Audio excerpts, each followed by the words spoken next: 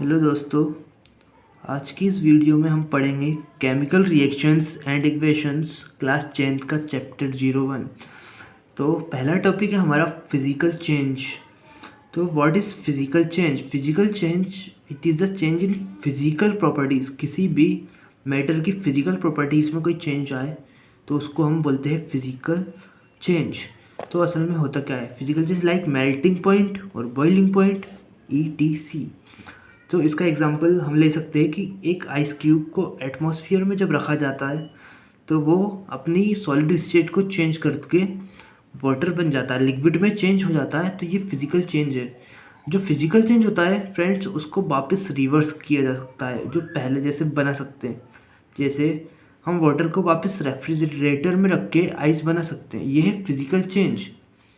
अब भाई chemical change क्या होता है? Chemical change, it involves rearrangement of atoms or molecules of the reactant to form new substance.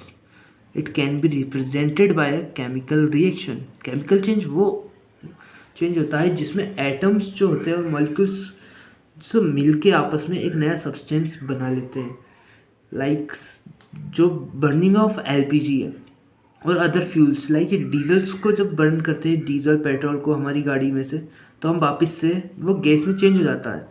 उसको हम वापस से फ्यूल नहीं बना सकते। ये होता है केमिकल चेंज, जो कि इरिवर्सिबल होता है। एक बार हो गया तो वापस पहले जैसा नहीं किया जा सकता। हेलो दोस्तों, अब हम पढ़ेंगे केमिकल रिएक्शन क्या होता है। तो फ्रेंड्स, जब टू और मोर केमिकल्स और एटम्स जो होते हैं, असल में केमिकल्स में तो एटम्स होते हैं, जब टू और मोर केमिकल्स आपस में रिएक्ट करते हैं और एक नया सब्सटेंस बनाते हैं, उससे हम केमिकल रिएक्शन कहते हैं। तो केमिकल रिएक्शन तो ये होता है। अब हम आगे और सीखेंगे केमिकल रिएक्शन में कितने टाइप्स होते हैं। चलो आगे बढ़ते हैं और अब पढ़ते हैं केमिकल इक्वेशन। तो केमिकल इक्वेशन क्या होता है? It is the symbolic representation of a chemical reactions. जो केमिकल रिएक्शंस होते हैं ये उनकी एक सिंबलिक रिप्रेजेंटेशन होती है। इसको सिंबल से रिप्रेजेंट किया जाता है और ये फॉर्मूले से रिप्रेजेंट किया जाता है। इसका एग्जांपल है फ्रेंड्स, तो burning of magnesium oxide in air is a chemical change observed with the formation of white substance magnesium oxide. जब मैग्नीशियम रिबन को एयर के साथ यानी O2 के साथ जलाया जाता है तो उसमें एक जो वाइट फ्यूम होता है, एक वाइट सब्सटेंस मैग्नीशियम ऑक्साइड जो है वो फॉर्मेशन होता है। अब ये है केमिकल रिएक्शंस। अब इसको हम एक केमिकल इक्वेशन के तौर पे बताएंगे, जो कि है ये मैग्नीशियम प्लस O2 जब रिएक्ट करेंगे टुगेदर, रिएक्ट टुगेदर, ये है दोस्तों रिएक्टेंट और ये है प्रोडक्ट, जो कि है MgO, जिसको कहते हैं हम मैग्नीशियम ऑक्साइड। फ्रेंड्स, ये जो है ये है एक इसका स्केलेटल इक्वेशन, स्केलेटल फॉर्म है। आगे हम सीखेंगे इनका बैलेंस्ड इक्वेशन कैसे बनाते हैं। हेलो दोस्तों, एक बैलेंस केमिकल इक्वेशन बताने से पहले मैं आपको टाइप्स ऑफ केमिकल रिएक्शंस बताऊंगा।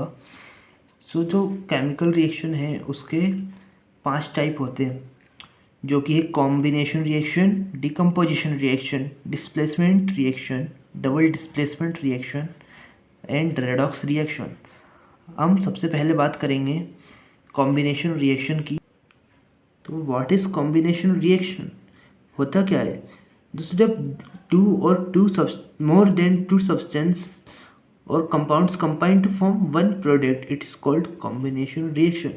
जब कोई दो और दो से ज़्यादा सब्सटेंस या केमिकल्स रिएक्ट करे और सिर्फ एक प्रोडक्ट दे, किसी एक चीज़ का फॉर्मेशन हो, उसे हम कॉम्बिनेशन रिएक्शन कहते हैं। फॉर एग्जांपल, जब मैग्नीशियम ऑक्साइड का हमने अभी लिया था, तो मैग्नीशियम प्लस O2 रिएक्ट करेगी together and forms MgO, magnesium oxide. और जब H2 plus O2, 2 hydrogen atoms और 2 ऑक्सीजन के एटम्स रिएक्ट करेंगे तो वो फॉर्मेशन होगा H2O यानी वाटर मॉलिक्यूल का। अब हम पढ़ेंगे डिकम्पोजिशन रिएक्शन। ये कॉम्बिनेशन रिएक्शन का अपोजिट होता है। कॉम्बिनेशन रिएक्शन में 2 रिएक्टेंट्स रिएक्ट करते थे टुगेदर एंड 1 न्यू प्रोडक्ट की फॉर्मेशन होती थी।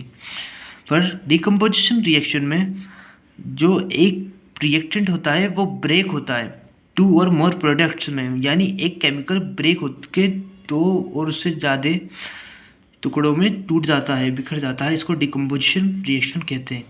डिकम्पोजिशन रिएक्शंस के भी कुछ टाइप होते हैं जो कि हम अभी पढ़ेंगे। तो हमारा पहला टाइप होता है डिकम्पोजिशन रिएक्शन का, वो होता है थर्मल डिकम्पोजिशन।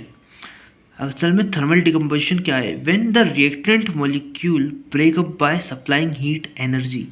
जब हम किसी मॉलिक्यूल में हीट एनर्जी दे रहे हैं, सप्लाई कर रहे हैं, और वो रिएक्टेंट ब्रेकअप हो जाए 2 और मोर एटम्स में, तो हम उसे थर्मल डिकम्पोजिशन कहेंगे। फॉर एग्जांपल के तौर पे है हमारे PbNO3 का Haltose 2 जो कि है, उसमें अगर हम हीट देंगे तो ये जो है ब्रेक हो जाता है, डिकम्पोज हो जाता है PbO + 4NO2 + O2 में। ये है थर्मल डिकम्पोजिशन। आगे बढ़ते हैं सेकेंड टाइप, इलेक्ट्रोलाइसिस डिकम्पोजिशन की ओर।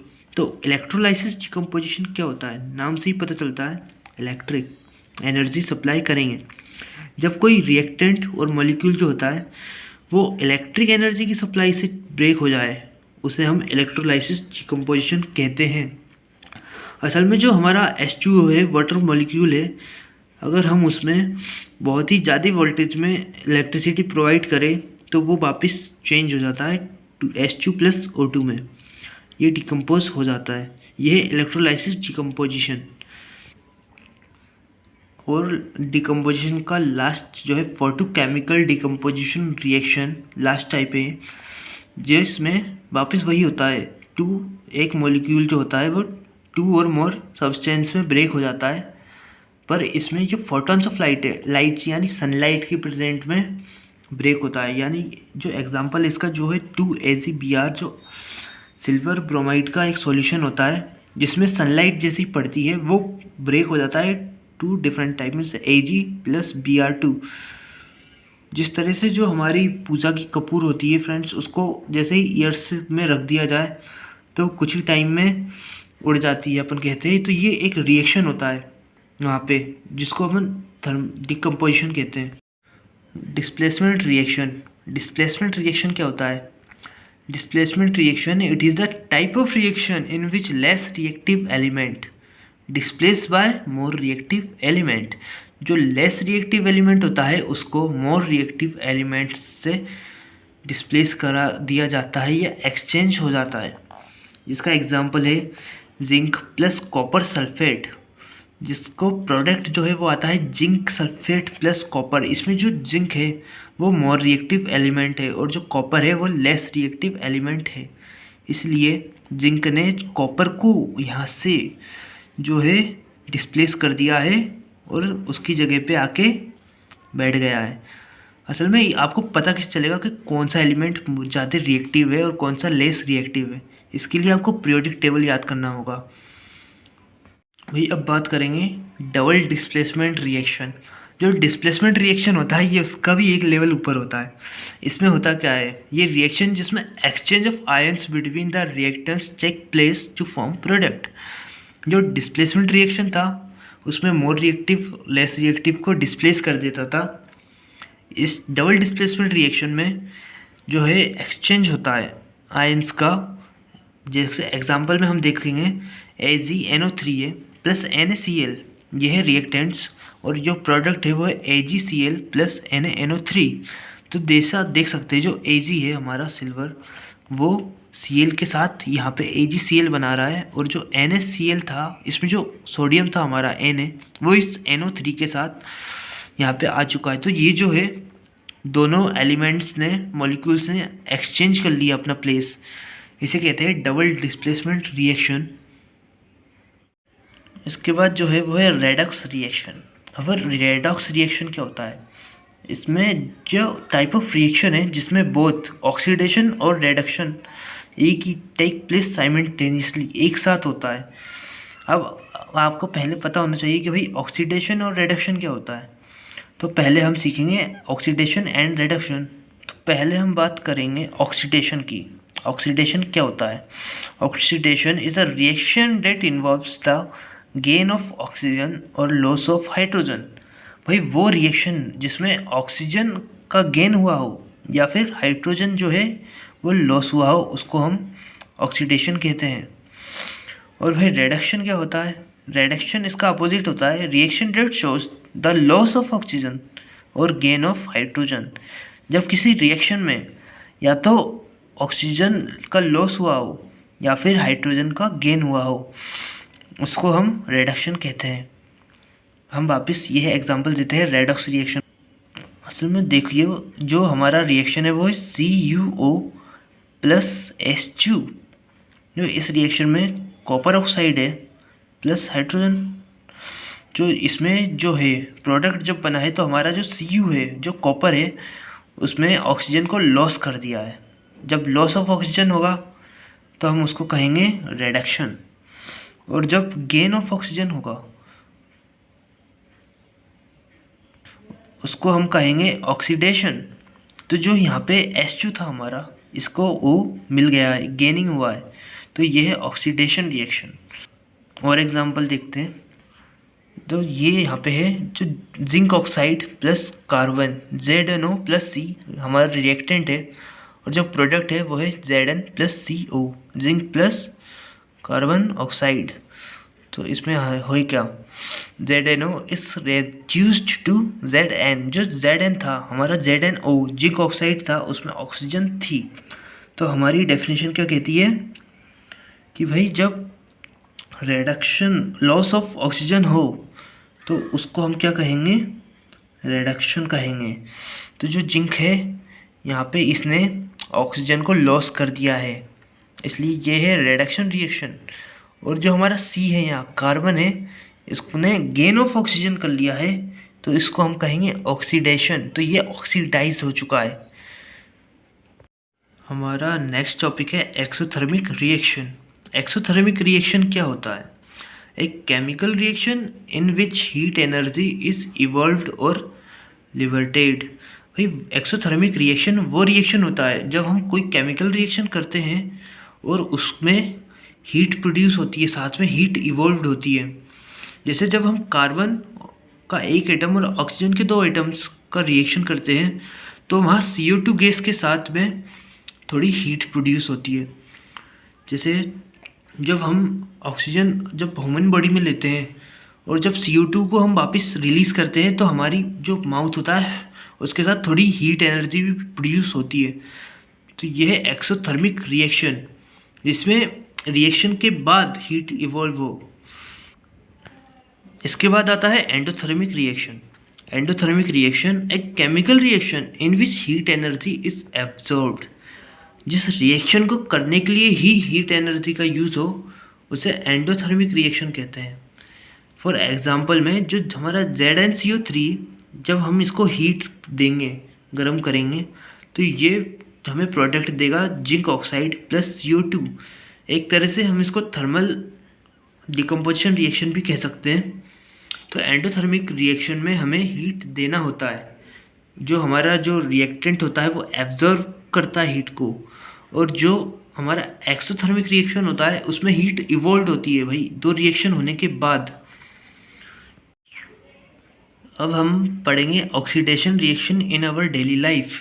जी, जो ऑक्सीडेशन रिएक्शन है हमारी डेली लाइफ में जो यूज़ हो रहा है, अब उसके बारे में हम पढ़ेंगे। तो पहला टॉपिक है हमारा कोराइजन।